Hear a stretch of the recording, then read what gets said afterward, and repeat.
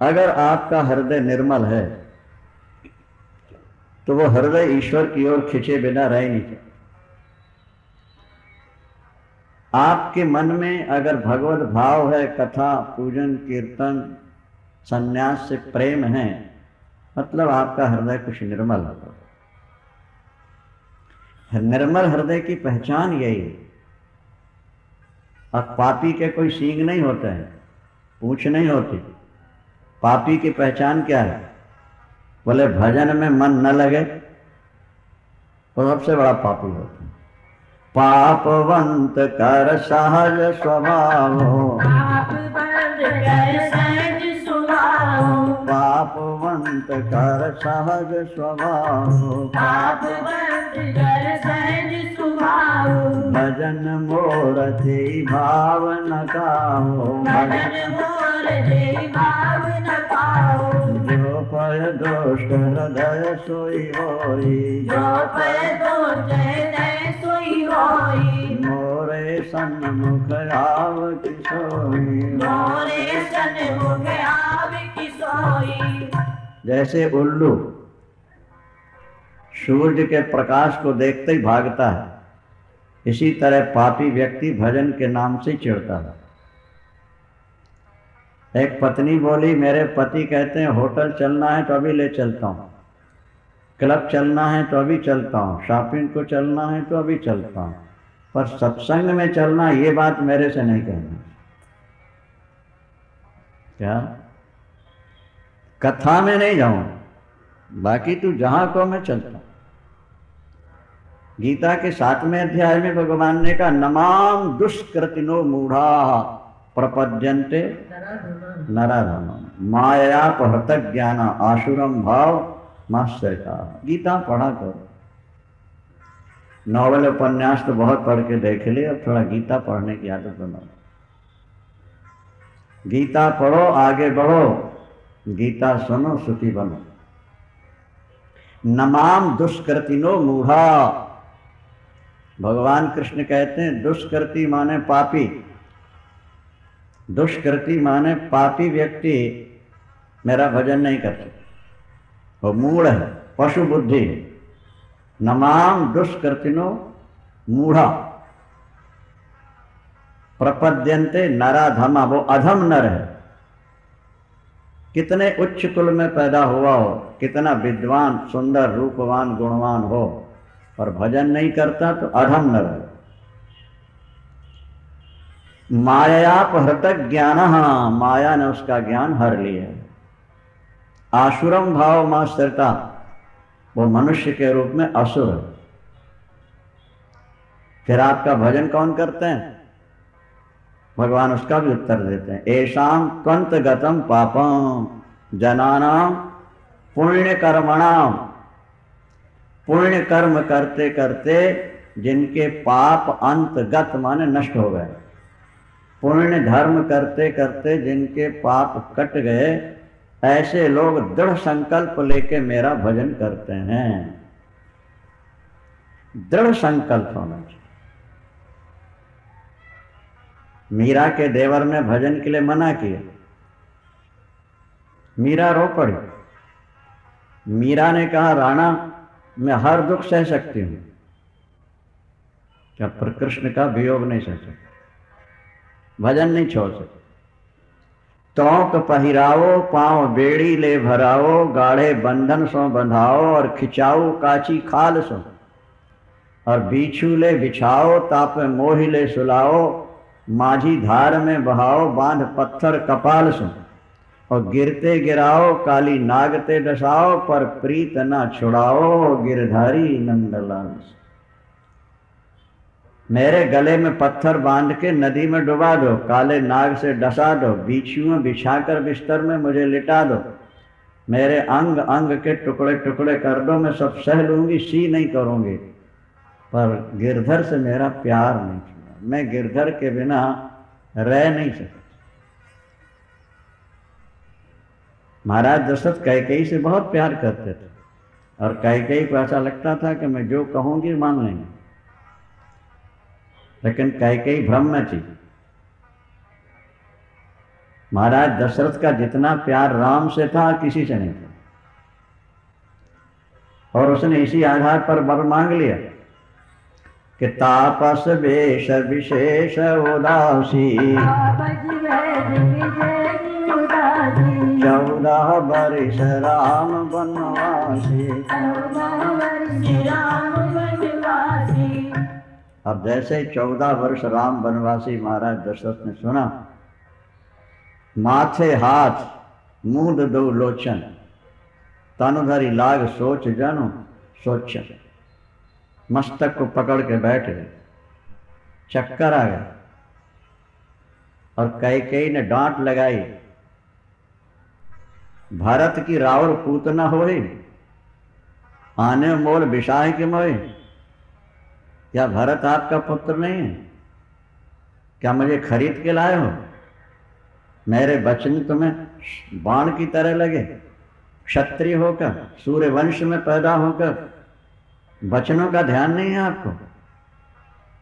कृपणता और दानी कहलाना, युद्ध देख के भागना और शूरवीर कहलाना दोनों एक साथ कैसे होगा? महाराज शिवी ने दया का व्रत लिया था, उसके पालन के लिए शरीर के टुकड़े टुकड़े कर दिया, एक कबूतर के बदले दया। शिवी दधीची ने वचन दिया, जो मांगोगे देवताओं दे दूंगा। देवताओं ने कहा अपना शरीर दे दो, जीते जी अपना शरीर दे दे। हरिश्चंद्र ने अपने सत्य की रक्षा के लिए अपनी पत्नी बेची, अपना पुत्र बेचा, स्वयं को बेचा, डोम के नौकर बने।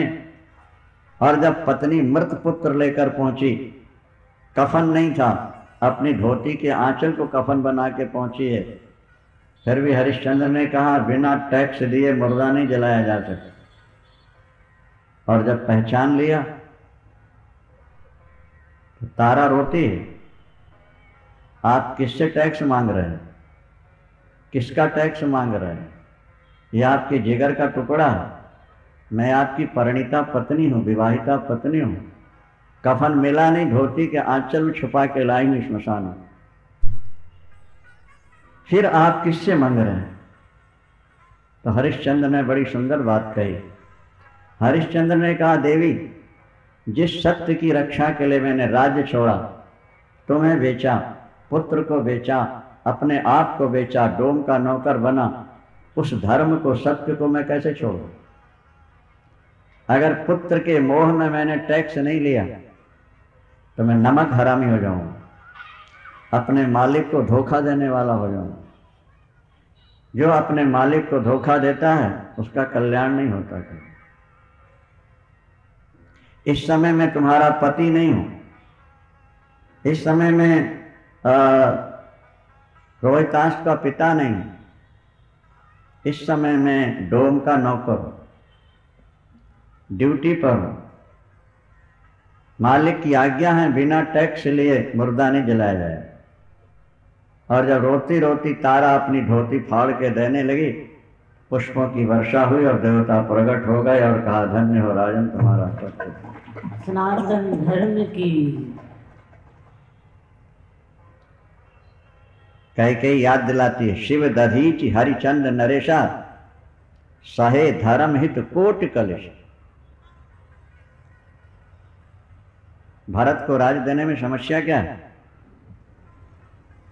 तो क्या कहा दशरथ जी ने? सुनने की बात, समझने की।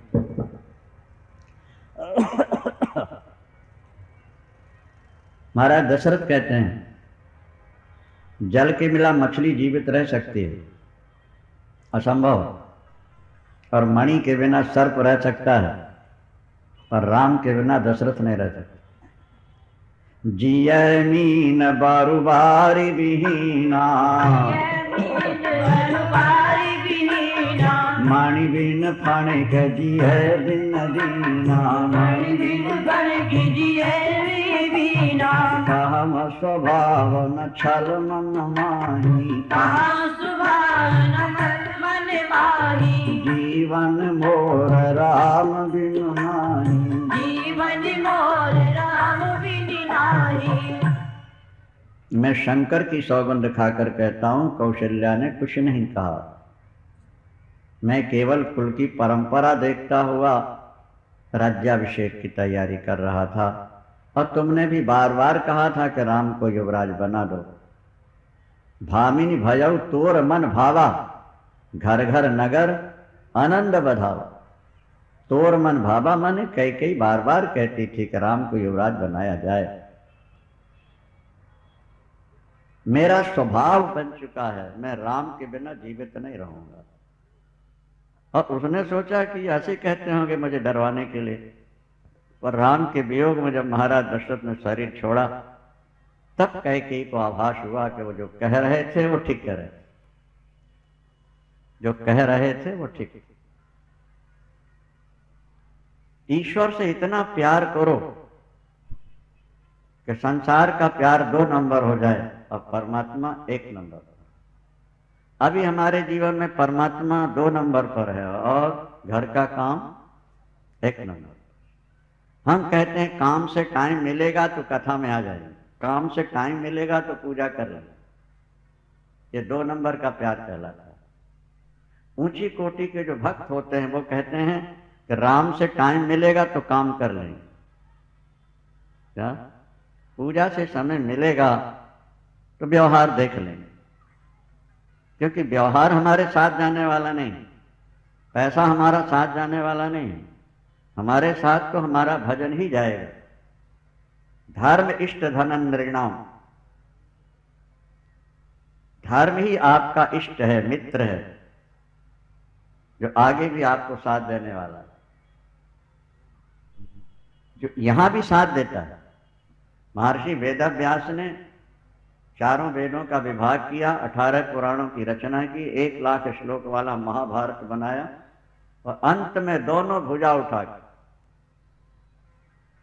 कहते हैं ऊर्ध्व बाहो विरोमेश, ऊर्ध्व बाहो, मैं अपनी भुजा उठा कर कह रहा हूं, कोई मेरी बात सुनने को तैयार नहीं है।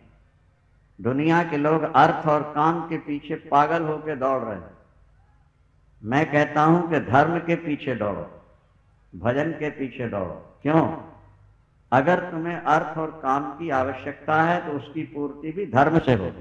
धर्माद अर्थश्च कामश्च, धर्म से अर्थ और काम की पूर्ति।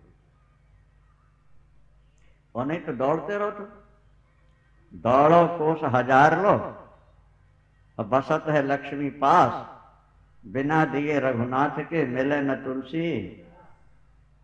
वो देता है तभी व्यक्ति पाता है, वो देना चाहे। एक सज्जन हमसे बोले, महाराज घर में खाने को नहीं था, शरण ली भगवान की और संतों की, 1-2 साल में इतना कमा लिया, 100 साल में नहीं कमा पाए। भगवान ने 1-2 साल में इतना दे दिया कि 100 साल में नहीं कमा पाए। वो जब देने लगेगा तो थोड़े में बहुत दे देगा। धर्म और भजन आपके साथ होना चाहिए। धर्मात् अर्थश्च कामश्च, धर्म से अर्थ और काम की पूर्ति होती है। सा किमर्थम न सेव्यते, फिर तुम धर्म और भजन का आश्रय क्यों नहीं लेते?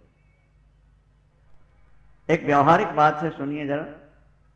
सूर्य नारायण पूर्व से निकले प्रातःकाल 7-8 बजे, आपकी छाया पश्चिम की ओर है। आपके अनुभव की बात सुना रहा।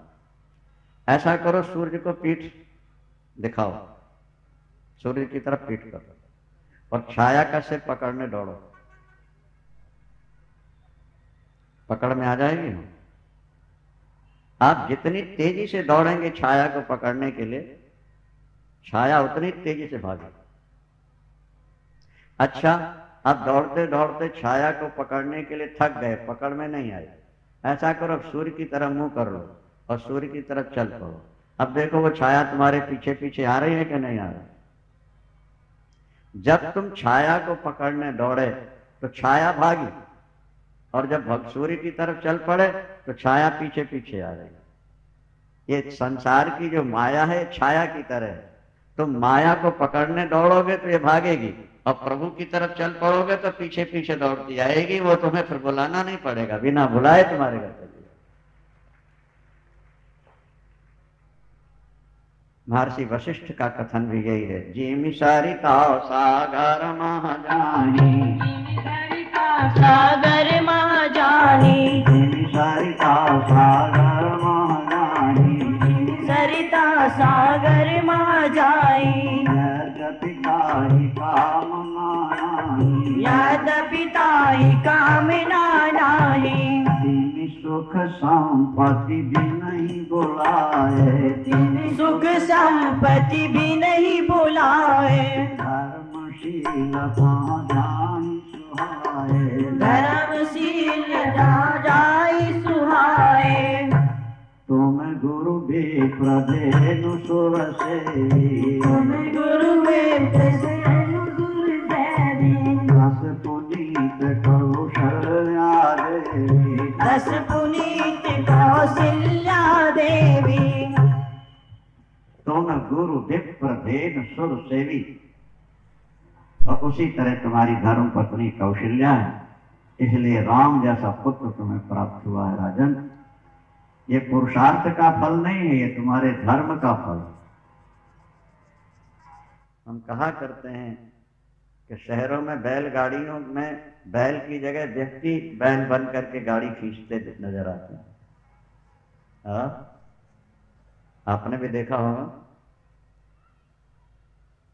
आगे और पीछे से धकेलते रहते। पूछो तो उनको सुबह से शाम तक बैल बल करके गाड़ी में लगे व्यक्तियों, तुम्हें कितने पैसे मिलते हैं? और जो कुर्सियों में, एसी कमरों में, एसी कारों में रह रहे हैं, उनसे पूछो कितने मिलते हैं। जो बैठे हैं वो लाखों कमा रहे हैं महीने में, और जो बैल बन के गाड़ी खींच रहे हैं उनको मुश्किल से रोटी मिल पाती। श्रम से संपत्ति नहीं मिलेगी, पुण्य से मिलेगी। जब तुम्हारा पुण्य संचित होगा तो तुम्हारी बुद्धि निर्मल हो जाएगी, तो थोड़ा श्रम करोगे ज्यादा पैसा मिलेगा। बचपन में ही हम कहा करते थे, हे ठाकुर हमें अपना ही काम देना, दूसरा काम नहीं दे देना, हमें आपका भजन करना। बचपन से ऐसी इच्छा है, हमें और काम न करना, प्रभु अपने काम दे दे। ऐसी ड्यूटी लगाई उन्होंने। 51 वर्ष हो रहे हैं क्या भाई? स्वयंभू मनु जिनसे मनुष्य सृष्टि हुई है, स्वयंभू मनु, चौथापन प्रारंभ हो गया, अभी तक वैराग्य नहीं हुआ उनको। इस बात की पीड़ा, इस पीड़ा से मनु पीड़ित हैं कि चौथापन लग गया, परिवार से, विषयों से मन हट क्यों नहीं। पत्नी ने जब वेदना का कारण पूछा तो यही बताया कि होय न विषय विराग, होय न विषय विराग, भवन बसत भा चौथ पाँव, हृदय बहुत दुख लाग, जन्म गयो हरि भजन बिना, जन्म गयो हरि भजन बिना। ये भारतवर्ष की पूंजी है, अध्यात्म। दुनिया में घूम के आ जाओ। अभी कनाडा से एक महिला आई, नजफगढ़ में कथा थी, वहां जब लोगों को नाचते, महिलाओं को नाचते, बच्चों को नाचते उसने देखा, कीर्तन कथा। हमने पूछा कि भाई विदेश में नोट तो बहुत मिले पर ये कुछ मिलता है? बोले महाराज बिल्कुल नहीं। विदेशों में संपत्ति बहुत है, धर्म नहीं, भक्ति नहीं, ज्ञान नहीं। वहां कोई तीर्थ स्थान नहीं, वहां कोई व्रत नहीं, वहां कोई उत्सव नहीं। बस साल में एक उत्सव आता है क्रिसमस का, सो मना लेते हैं, छुट्टी हो। कोई तीर्थ स्थान नहीं, कोई व्रत नहीं, कोई नियम नहीं।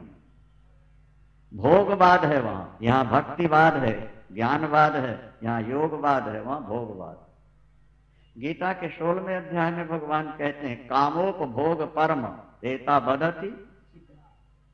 आसुरी संपत्ति वालों का निश्चित एक सिद्धांत है, कामोपभोग परम, कि मन्यत काम हेतुकम, पैसा कमाओ और भोग भोगो, बस ये। जीवन में 4 चीजें चाहिए, 4 पुरुषार्थ हैं पुरुष के, धर्म, अर्थ, काम और मोक्ष। आज धर्म और मोक्ष पीछे हो गया है, अर्थ और काम आगे आ गया। सतयुग त्रेता द्वापर में धर्म आगे होता था,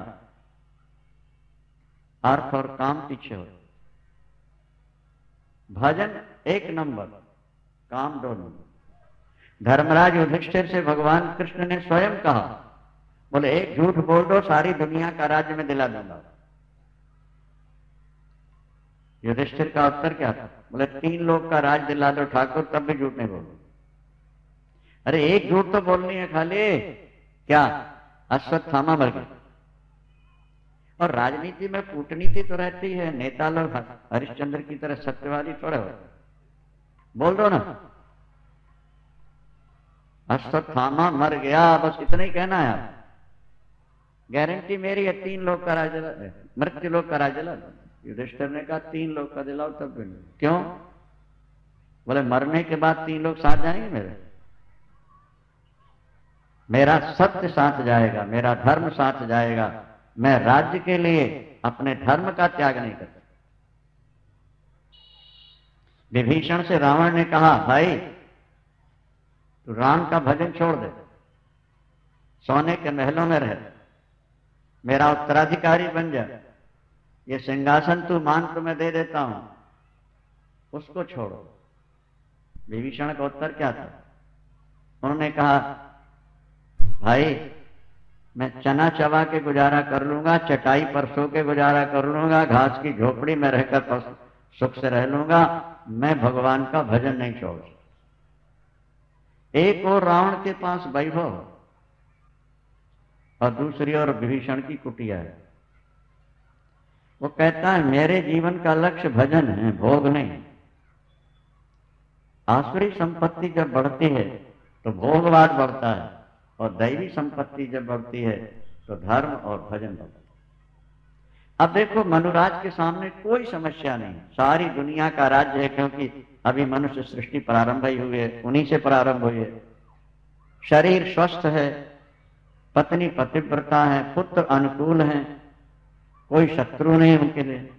पर आज जो उनका रोना है इस बात को लेकर कि हो या न विषय विराग, भवन बसत भा चौथपन, भवन बसत भा, ये चौथापन तो ईश्वर के लिए होना चाहिए। नहीं? देखो मेरे बाबू, 50 में एक और मिला दो तो पंजाबी में कहते हैं 51। क्या बोलते हैं? मतलब 50 से आगे बढ़ो तो एक तो अकेला होके बन चला, एक तो समझ में आ रहा है कि नहीं? एक तो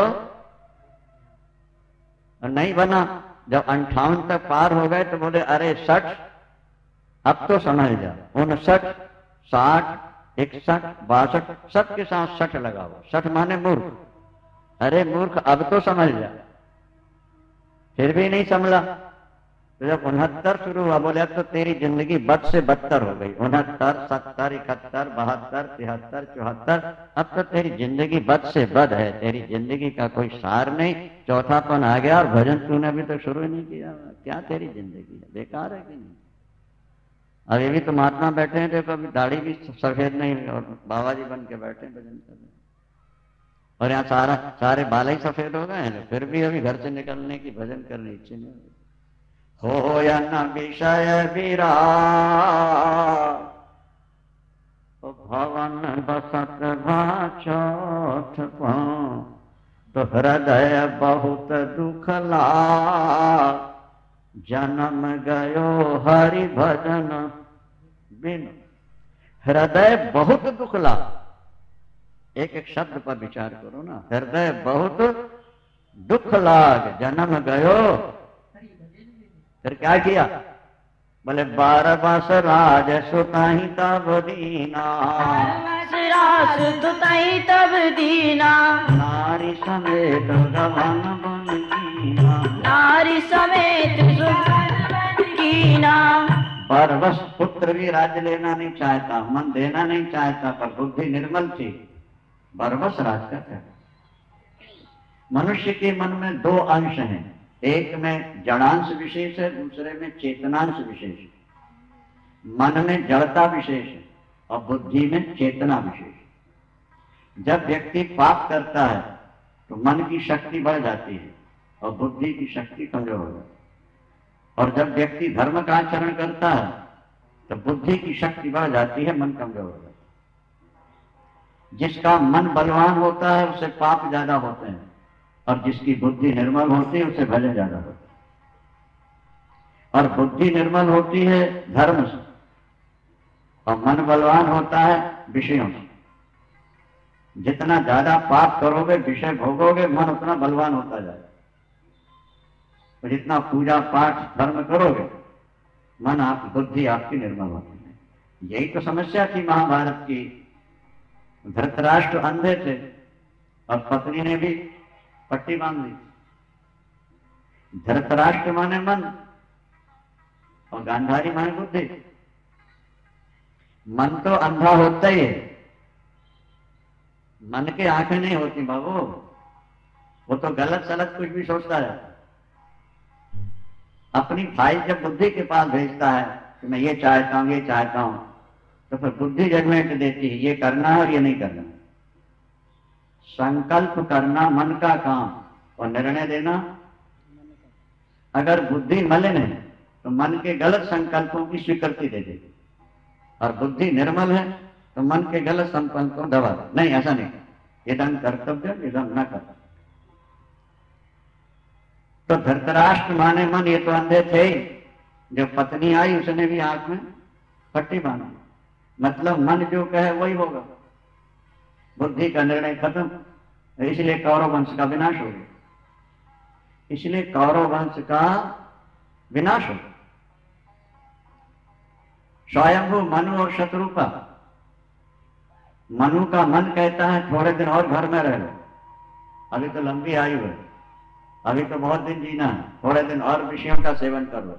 और बुद्धि में विवेक जागृत था, अरे चौथापन आ गया, अभी तक तृप्ति नहीं हुई तो आगे कहां तृप्ति होनी, त्यागो। बरबस राज सुता ही तब दीना, और नारी समेत पत्नी भी चल पड़ी, मैं भी चल के भजन करूं।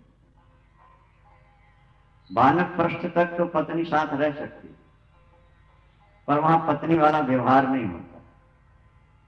वहां पत्नी माता के समान हो जाती, वहां पति पिता के समान हो जाता। केवल तप।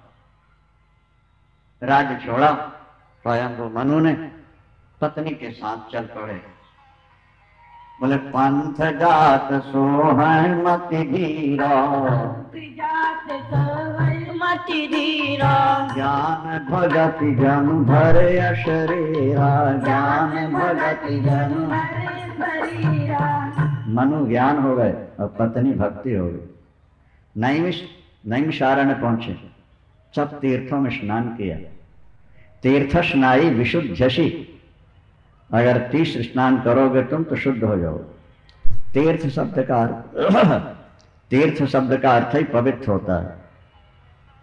तीर्थ स्नान करने से शुद्धि होती। भागवत में एक प्रसंग आता है, बड़ा अच्छा है, कि जीवन का लक्ष्य है ईश्वर की प्राप्ति, और उसका सबसे पहला साधन है कथा श्रवण। जीवन का लक्ष्य ईश्वर की और साधन कथा श्रवण। तो किसी ने कहा कथा में मन नहीं लगता, तो बोले पाप ज्यादा है। अगर टीवी देखने में ज्यादा मन लगता है, नहीं, उपन्यास पत्र पत्रिकाएं नॉवेल पढ़ने में ज्यादा मन लगता है, पाप ज्यादा है तुम्हारा। सीधी सी बात। पुण्य और पाप का आकर्षण विकर्षण रहता है। जैसे रस्सा खेलते हैं, रस्सा कसी खेलते हैं स्कूलों में, 8-9 बच्चे इस तरफ लग गए, 8-9 इस तरफ, वो अपनी अपनी तरफ खींचते हैं। उसमें जो बलवान होते हैं वो कमजोर को खींच लाते हैं। हमारा मन अगर बलवान है तो वो हमें संसार की ओर खींच ले जाता है, और हमारी बुद्धि बलवान है तो भजन की ओर खींच ले जाता है। आप लोग आए हो, बुद्धि निर्मल है, बुद्धि में कुछ अच्छे संस्कार हैं, इसलिए आप घर छोड़ के यहाँ के दरियों बैठ गए। घर में डंडक की कुर्सियों बैठते हो, गद्दों पर बैठते हो, यहाँ दरियों आके बैठे। बुद्धि ने कहा नहीं, कथा सुननी चाहिए। चलो, टीवी तो जिंदगी भर देखनी है, दुकान तो जिंदगी भर करते रहना है, कथा कब मिलेगी, कहाँ मिलेगी? चलो, मनु और शत्रुघ्न पहले तीर्थ स्नान किया, सादे वस्त्र पहने और फिर बैठ के कथा सुनने लगे। ईश्वर प्राप्त करने के लिए सबसे पहला कदम है कथा सुनना। जैसे हिंदी अंग्रेजी के विद्वान बनने के लिए सबसे पहली क्लास है केजी। यहां से ऊपर उठो, primary, middle, matric, BA, MA, PhD, आगे बढ़ो। फाउंडेशन ये है सत्संग। रामायण में तो ये भी कहा है कि संतों का संग जो है यही साधन है और यही फल है। मजे की बात है, पढ़े लिखे लोग समझ पाए। सत्संगति मुद मंगल मूला, सत्संगति ही मूल है, जड़ है, बाकी सब साधन शाखाएं हैं। और फिर फल क्या है? बोले सत्संग। सत्संगति मुद मंगल मूला, सत्संगति मुद मंगल मूला, सोई फल सिद्धि सब साधन फूला, सोई फल सिद्धि साधन फूला। सिद्धि का मूल है सत्संग। आस विचार जोई कर सत्संग, विचार जोई कर सत्संग, राम भगति तेहि सुलभ विहंगा, राम भगति तेहि सुलभ विहंगा। बिनु सत्संग विवेक न होई, बिनु सत्संग विवेक न होई, राम कृपा बिनु सुलभ न सोई, राम कृपा बिनु सुलभ न सोई। समझने की बात है। अगर आपका कथा में मन नहीं लगता और आप कल्याण चाहते हो, भजन चाहते हो, तो पहले तो देश के सब तीर्थों में गोता लगाओ, कुछ दान करो और किसी संत की शरण में आ जाओ। दुनिया में तुमने अनेक फ्रेंड बनाए, दोस्त बनाए, नाते रिश्तेदार, गुरु से नाता जोड़ो, संत से नाता जोड़ो,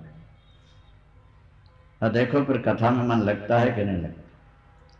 और कथा में मन लग गया तो संसार की थोथी बातों से मन हट जाएगा, और संसार से मन हटा कि सात्विक हो जाएगा। मन सात्विक हुआ, परमात्मा का दर्शन हो जाएगा। इसलिए सत्संग सबसे पहली। तात स्वर्ग अपवर्ग सुखो, धैर्य तुला तुलन ताहि सकल मिली, जो सुख जो लव सुख सत्संग, तुलयाम लवे नापि स्वर्गम ना पुनर्भूम, भगवत संगी संगस्य मर्त्यानाम किमुताशिष। कहते हैं स्वर्ग और मोक्ष का आनंद भी सत्संग के समान नहीं हो सकता। सत्संग बहुत ऊंची वस्तु है। विश्व के इतिहास में जो आगे बढ़े हैं सत्संग के आधार पर ही बढ़े। महात्मा गांधी जी ने अपनी आत्मकथा में लिखा कि मेरे माता पिता नित्य रामायण सुनते थे। एक पंडित जी घर आते थे, शाम को रोज कथा सुनाते। जब मैं माँ के गर्भ में था तब भी मेरी माँ 9 महीने तक लगातार बराबर रामायण सुनती रही। जब मैं पैदा हुआ तो मुझे गोद में लिटा के कथा सुनती रही। जब मैं थोड़ा बड़ा हुआ तो मेरे पिताजी उंगली पकड़ के ले जाते थे मंदिर, रोज प्रणाम करा के चरणामृत पिलाया करते थे। वही संस्कार मेरे जीवन में आए कि रघुपति राघव पतित पावन, रघुपति राघव। एक लेख पढ़ा था कहीं हमने एक रियासत का राजा जब दूसरे रियासत के राजा से शत्रुता हो जाए, उसे मरवाना चाहता था। उसने एक कन्या पाली हुई थी, उसका नाम विष कन्या। बचपन से उसको पॉइजन थोड़ा थोड़ा थोड़ा लड़की को खिलाते, मरे नहीं और सारा शरीर जहरीला हो जाए। जब वो जवान होती तो उस राजा के यहाँ भेज देते, और जैसे इस राजा से संबंध होता राजा मर जाता। बचपन से अगर जहर खिलाया गया एक मात्रा में तो कन्या के पूरे शरीर में पॉइजन हो जाता है। अखंडानंद जी महाराज ने बड़ी अच्छी बात लिखी, आम का पौधा लगाओ और सौंफ के जल से उसको सींचो, जब उसमें फल निकलेंगे और जब पकेंगे चूसोगे तो सौंफ की सुगंधी आएगी। आम के पेड़ को दूध से सींचिए, उसमें जो फल निकलेंगे उसमें दूध जैसी सुगंधी आएगी। बचपन से भजन करो, भजन की आदत बनाओ। घर में भजन हो नहीं पाता क्या? कोई कोई भजन घर में कर पाते हैं, नहीं तो घर के परमाणु विषैले होते हैं। गृह मंद कूपों मूढ़ पड़े तम कूपो, घर को अंधा कुआं माना है शास्त्र में। और परिवार को सबसे बड़ा कुसंग कहा है तुलसीदास ने। क्या? सुतदार अगार सखा परिवार, सुतदार अगार सखा परिवार, बिलोक महाकुसमा जही रे। और सबकी ममता तज के समता सज, संत सभा न विराज हिरे। जनि डोलहि लोलुप कुकर जो, तुलसी भज कौशल राजहि रे। तुलसीदास जी के शब्द। परिवार के परमाणु माया की ओर खींचेंगे तुम्हें। इसलिए शास्त्रों में लिखा कि संन्यास लेने के बाद परिवार से बिल्कुल डिस्कनेक्ट होकर रहना चाहिए, उनको देखना भी नहीं चाहिए, उस गांव में नहीं जाना चाहिए, परिवार की चर्चा भी दूसरों से नहीं करनी चाहिए। हमारे गुरुदेव श्री करपात्री जी महाराज ने 17 वर्ष की उम्र में 18 की संन्यास लिया।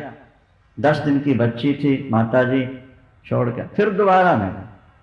जब वो बच्ची 25-30 वर्ष की हो गई, कुंभ का मेला था तो वो आए वहां। पहचानी नहीं उन्होंने, पत्नी को पहचाना ना बेटी को, क्योंकि अब 10 दिन की थी। किसी ने कहा ये आपके पूर्वाश्रम की बेटी है। आंख उठा के देखा, अरे अब तो बड़ी हो गई तू। अच्छा जाओ जाओ उठो, बोलो वृंदावन हरि लाल की जय। जाओ जाओ जाओ जाओ, बस 1 मिनट भी नहीं। स्वामी राम तीर्थ वैराग्यवान होकर के जब ऋषिकेश आए, उनकी पत्नी लाहौर से रोती धोती 2 बच्चों के साथ ऋषिकेश आई। एक सरदार जी उनकी सेवा में रहते थे, राम तीर्थ जी की। बाहर बैठी, दोनों बेटे लिए। अंदर संदेशा गया कि पूर्वाश्रम की पत्नी और बेटे आए। राम तीर्थ ने कहा वापिस लौटा दो। जब वापिस लौटने की बात हुई तो पत्नी और रोई कि जेवर बेच के किराया देकर मैं आई हूं, मुझे दर्शन तो हो जाना। रामतीर्थ जी ने कहा नहीं नहीं वापिस। तो सरदार जी दुखी हो गए, बोले फिर मैं भी जाता हूं। क्यों? बोले दुनिया भर के भगत आपके दर्शन करने आते हैं, आप नहीं रोकते, और बच्चों को पत्नी को रोक रहे हैं। उन्होंने कहा सरदार जी दूसरे लोगों से मिलने में ममता नहीं बढ़ती है, परिवार के सदस्यों को देखने से फिर ममता बढ़ने लगती है, इसलिए रहने दो। सरदार जी ने कहा नहीं 1 मिनट, ठीक है आने दो। वो दोनों बच्चे दौड़ के आए और गले से लपट गए। ये सन्यासी है, वो बच्चे गृहस्थ। पापा पापा करके जैसे पिताजी कह के गले लपटे, आंखों में आंसू भर आए थे। ममता जागो। पत्नी को देखा, उसके अस्त व्यस्त शरीर, आंखों में आंसू, बिल्कुल मुरझाई हुई। 2 मिनट के बाद भेज तो दिया उन्होंने, पर उनके जीवन में लिखा है कि 15 दिन तक ध्यान नहीं लगा। सरदार जी ने कहा क्या हो गया आप? बोले तुम्हारी बात मानने का फल है जो भोग रहा हूं। 5 मिनट के लिए देखा, 15 दिनों तक ध्यान नहीं लगा। ये गृहस्थ जीवन के परमाणु बड़े दूषित होते हैं, बड़े दूषित होते हैं। हट के कृष शरीर मुनि पट परिधाना, कृष शरीर मुनि पट परिधाना, सत समाज नित सुनहि पुराणा, सत समाज नित सुनहि पुराणा, द्वादश अक्षर मंत्र पुनि जपहि सहित अनुराग, वासुदेव पद पंकरुह दंपति मन अति लाग सियाम। राम जय जय राम मेरे प्रभु राम, जय जय राम करो कल्याण, जय जय राम। मनु जी साधन सरणी आपको बता रहे हैं, साधन का क्रम बता रहे हैं। घर छोड़ा, राजसी वस्त्र छोड़े, राजसी भोजन छोड़ा, पत्नी को मां की दृष्टि से देखने लगे, और पत्नी भी महान पतिव्रता थी, पति को अब पिता के रूप में देखने लगी। तीर्थ स्नान किया, दोनों पति पत्नी बैठ के कथा सुनने लगे। कथा से वैराग्य होता है। भागवत में कथा आती है कि महाराज पृथु निरंतर कथा ही सुनते रहते, उनकी साधना केवल कथा ही सुनना। यज्ञ यागादि से जो समय बचा बैठ के कथा सुनते। और भगवान नारायण जब दर्शन देने आए, भगवान नारायण जब दर्शन देने आए, पर मांगो, बोले कथा सुनने के लिए 10,000 कान दे दो, 10,000 कानों की शक्ति दो। क्यों? बोले कथा मिटा देती है जीवन की व्यथा। कथा जैसा आनंद और दुनिया में कहीं मिल ही नहीं सकता। कबीर जैसा महापुरुष राम संदेशा भेजया, दिया कबीरा रोय, जो सुख है सत्संग में सो वैकुंठ न हो। सत्संग का सुख विरला है, विलक्षण। कथा से वैराग्य जागता है और फिर अंदर आनंद आनंद आनंद की अनुभूति होने लगती।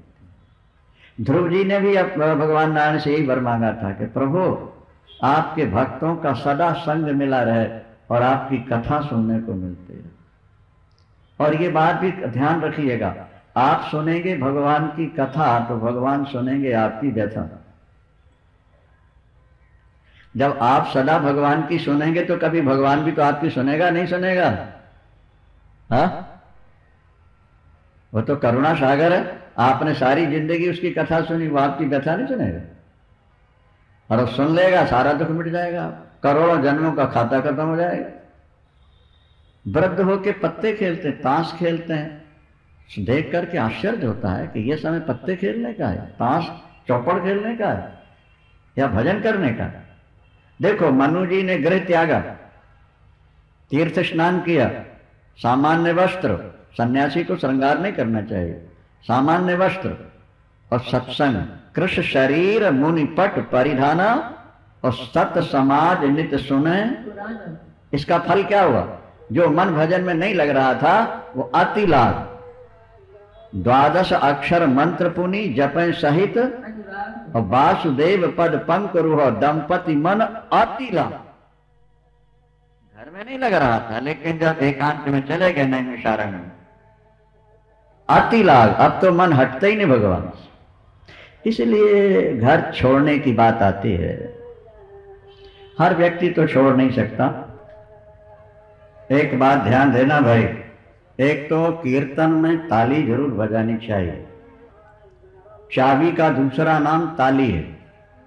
जैसे ताली से ताला खुल जाता है, चाबी का दूसरा नाम क्या है? ताली, ताला की ताली। तो ताली से जैसे ताला खुल जाता है, इसी तरह तुम्हारी हाथ की तालियों से वैकुंठ के ताले तुम्हारे लिए खुल जाया करते हैं हमेशा। श्यावर रामचंद्र भगवान की। अब करही आहार शाक फल कंदा, फल कंदा, सुमिरहि ब्रह्म सच्चिदानंदा, सुमिरहि ब्रह्म सच्चिदानंदा, मुनि हरि हेतु करन तप लागे, मुनि हरि हेतु करन तप लागे, भारी आधार मूल फल त्यागे, भारी आधार मूल फल त्यागे। अब राजसी भोजन छोड़ दिया, करही आहार शाक फल कंद। फल में सात्विकता रहती है, अनाज में रजोगुण होता है, और मदिरा मांस में तमोगुण। तमोगुण बढ़ेगा तो जीवन आलस्य में, प्रमाद में, निद्रा में, नास्तिकता में बीत जाएगा। रजोगुण बढ़ेगा तो व्यापार में और परिवार में बीत जाएगा। और अगर सतोगुण बढ़ गया तुम्हारा तो बस भजन में तुम्हारी जिंदगी आराम से कट जाएगी। इसलिए भोजन सुधारो, सात्विक भोजन को। बिना रोटी खाए ना चला जाए तो दाल चावल सब्जी रोटी बस यही लिया करो। मांस मदिरा का सेवन नहीं करो, ज्यादा गरम, ज्यादा कड़वी, ज्यादा खट्टी, ज्यादा नमक वाली चीजें नहीं खाओ। नहीं, ज्यादा चाय नहीं पिया करो, ये राजसी होती है, इससे रजोगुण बढ़ता है। प्याज और लहसुन खाओगे तो तमोगुण बढ़ेगा। ये गीता में साफ लिखा हो, 17वें अध्याय साफ लिखा। पूर्ति पर्युषितम च यत् उच्छिष्टमपि चामेध्यम भोजनम तामसः प्रियम। प्याज, लहसुन जिसमें दुर्गंधी आती है, बासा, जूठा, मांस, मदिरा, ये तमोगुणी भोजन।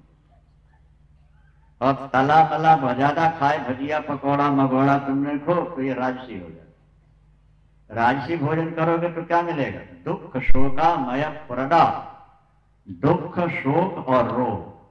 ये भगवान कृष्ण के सपने, दुख शोक। और आज सारा समाज रोगी पड़ा हो, क्योंकि रजोगुणी भोजन करते हैं। समाज रोगी पड़ा है, 90% धनवान रोगी। हमारा अनुभव है, क्योंकि हमें 51 वर्ष हो गया कंटिन्यूट कथा सुनाते, हर 7 दिन के बाद नया शहर, नए श्रोता। अनुभव से देखें, क्योंकि धनवान रजोगुणी भोजन करते हैं इसलिए रोगी रहते हैं। सात्विक भोजन करो, रस, फल, फ्रूट, जूस, दूध, छाछ, ये सब सात्विक भोजन।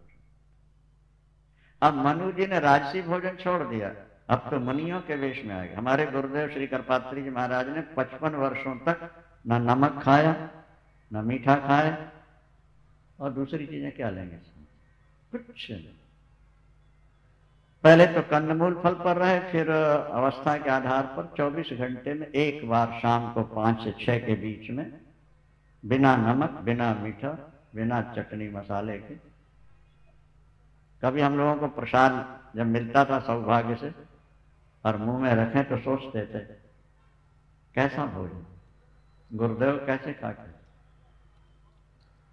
भजनानंदी का भोजन सात्विक। एक बात और बताएं, आपको बहुत अच्छी लगेगी, न लगे तो आपका भाग्य है।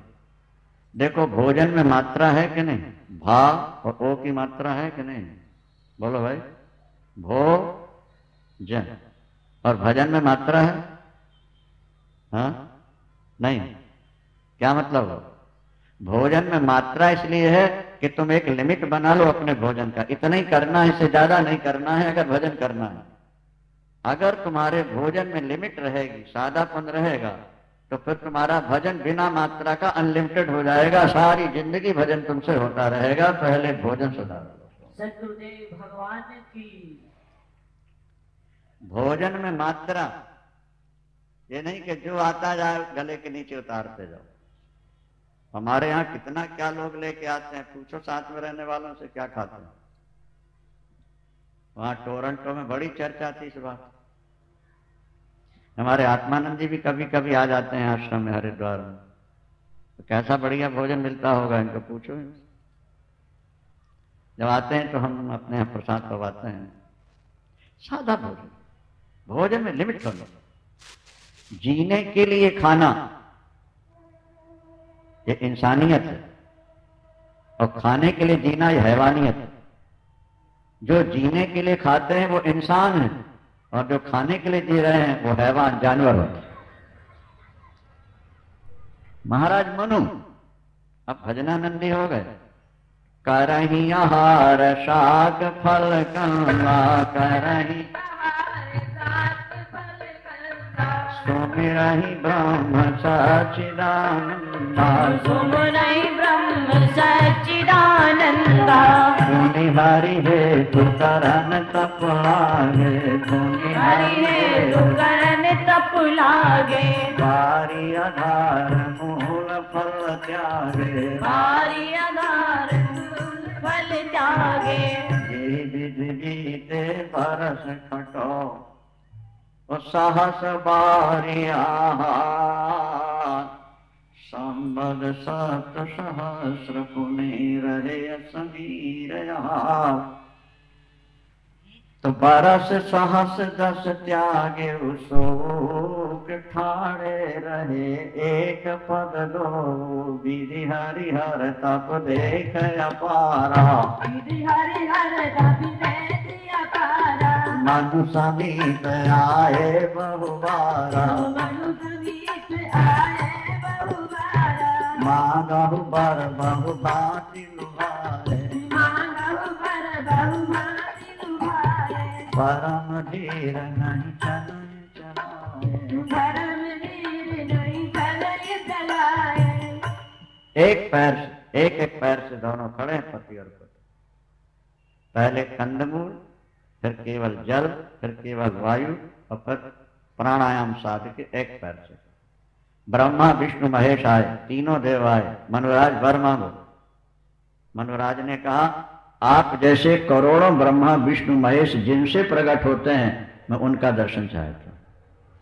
ब्रह्मा विष्णु महेश एक नहीं है, आकाश में करोड़ों ब्रह्मांड हैं। परमात्मा का विशेषण है अनंत कोट ब्रह्मांड नायक। इस अनंत आकाश में करोड़ों ब्रह्मांड हैं। हर ब्रह्मांड का एक ब्रह्मा, एक विष्णु, एक शंकर। इस तरह करोड़ों ब्रह्मा और विष्णु महेश। ये करोड़ों ब्रह्मा विष्णु महेश जिनसे प्रकट होते हैं वो सीताराम है। बोलो सियावर वो परमात्मा सीताराम।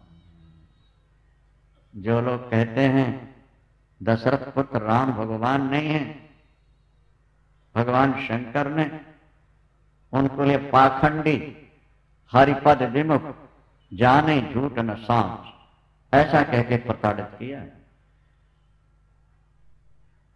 दशरथ नंदन राम ब्रह्म है।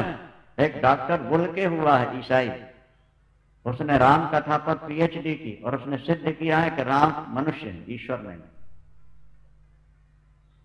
फिर हमारे गुरुदेव श्री करपात्री जी महाराज ने रामायण मीमांसा लिखी उसका खंडन करने की, और ये सिद्ध किया है वेदों से लेकर के कि राम पर ब्रह्म परमात्मा है, अनंत कोट ब्रह्मांड नायक है, सच्चिदानंद है। फिर नीचे लिखते हैं बुलके ने ऐसा क्यों लिखा?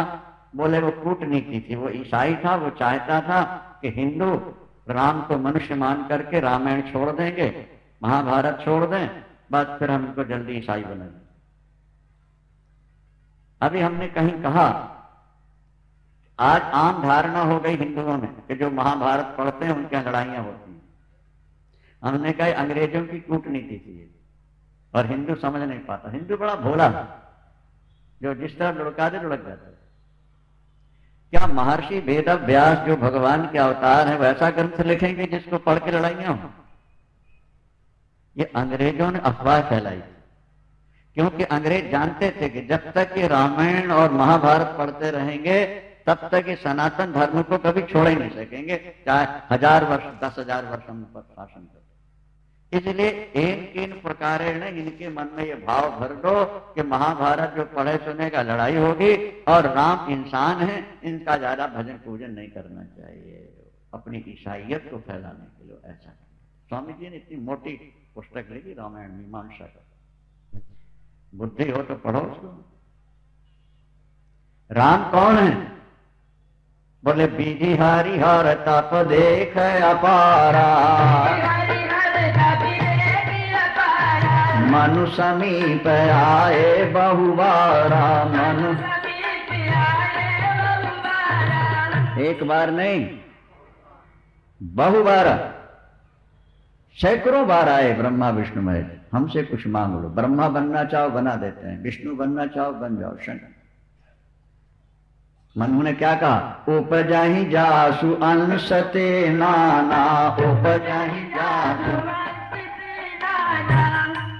ब्रह्म विरंच विष्णु भगवान, शिव विरंच विष्णु भगवान, उपजाहि जासु अंश ते नाना, जिनके अंश से करोड़ों ब्रह्मा विष्णु महेश प्रकट होते हैं, हम उनका दर्शन चाहते हैं।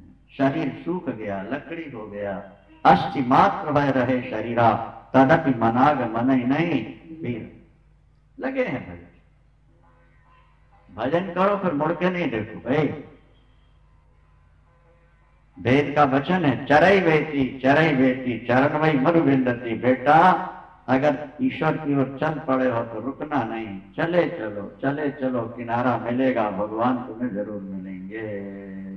सियावर भगवान की जय।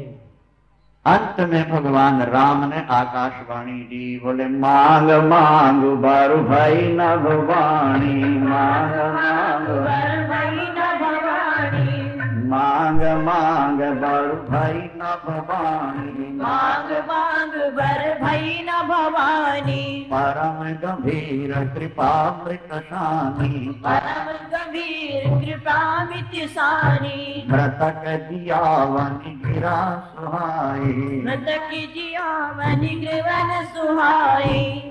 जैसे आकाशवाणी हुई, मनुराज वर मांगो, तो शब्दों में इतनी मधुरता और अमृत भरा था कि केवल वर मांगो सुनते ही हृष्ट पुष्ट हो गए एकदम। जो केवल अस्थि मात्र थे हृष्ट पुष्ट हो एकदम। उन्होंने कहा, नाथ आपका जो स्वरूप भगवान शंकर के मन में सदा रहता है, और काकभुसुंडी के मानस मराल बन के जो आप निवास करते हो, हम उस रूप का दर्शन करना चाहते हैं। बस उसी समय भगवान राम सीता के सहित मनु के सामने प्रकट हो गए। देवता पुत्र भगत बचल प्रभु कृपा निधाना, और विश्ववास प्रगटे भगवान। मांग मांग बरु भई नव, नील सरोवर नीलमणि, नील नीरधर श्याम, लाजय तन शोभा ने रखी, कोटि कोटि कोट कोट सतकाम देव जिन्हें देख के लज्जित हो जाएं। मनु जी ने जैसे देखा चरणों में लौट गए। प्रभु राम ने सिर पर हाथ रखा, सिर पर से प्रभु निज कर कंजा, तुरंत उठाए करुणा पुंजा। गला रुक गया है, आंखों से अश्रु प्रवाहित हैं, शरीर में रोमांच हैं। भगवान ने कहा, मनु जी मांगो, जो मांगोगे मैं दे दूंगा। प्रभु मांगने में संकोच हो रहा है, क्या पता मिल पाए कि नहीं। बोले नहीं नहीं, मेरे पास ऐसी कोई वस्तु नहीं जो मैं अपने भक्त को न दे सकूं। निसंकोच होकर मांग लीजिए आप। बोले प्रभु आपकी तरह बेटा चाहिए, आपकी तरह। भगवान मुस्कुराए, बोले संकोच तो हो ही गया ना आप। अगर मेरे समान कोई और होता तो ब्रह्मा विष्णु महेश आए थे, आपने लौटाया क्यों? डायरेक्ट नहीं कह सके कि आप पुत्र बनो, आपकी तरह। तो भगवान ने कहा, मैं अपनी तरह खोजने कहाँ जाऊं, मैं ही आपका बेटा बन जाऊंगा। ठीक है ना, संतोष हो गया? अरे गदगद हो गए, गदगद हो गए। शत्रुपा जी से भी कहा, माँ तुम भी कुछ मांग लो। बोले प्रभु अब इससे बढ़िया और बर क्या होगा। पुत्र का ज्यादा सुख तो माँ को मिलता है, पिता से ज्यादा सुख हो माँ को मिलता है। पुत्र से आप मेरे पुत्र बनोगे, बस इससे बड़ा और क्या। पर इतना है कि भक्ति के साथ मुझे विवेक जरूर दिए रहे। भक्ति के साथ विवेक, सोई सुख सोई गति सोई भगति, सोई निज चरण सने, वो थे।